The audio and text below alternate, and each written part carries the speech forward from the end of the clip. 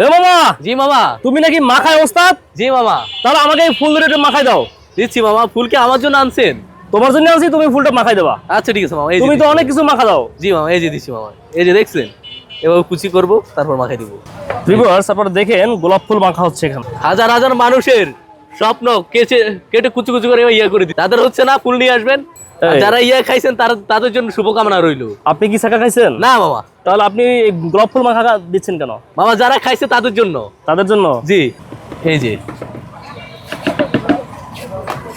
এই যে মামা ফুল মাখা। ওকে। এই যে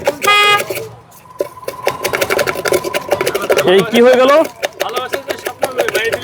জি ভাই, মানুষের ভালোবাসাকে এই যে দেখেন কি করতেছি, একদম কুচি কুচি করে ফেলতেছি। যাদের ভালোবাসা হচ্ছে না তারা এই ফুলের মাখা গেলে তাদের ভালোবাসা হবে ভাই। এই যে হ্যাঁ। আপনি বলছেন না যে ভালোবাসা খাওয়ার জন্য, এই যে মানুষের শত শত যুবকের, ব্যর্থ যুবকের ভালোবাসা আমি খেয়ে ফেলছি। এই যে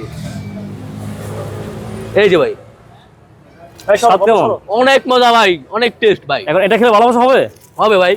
গোলাপ ফুল মাখা, তাও আবার মরিচ দিয়ে, কি দিয়ে? লবণ দিয়ে। লবণ দিয়ে।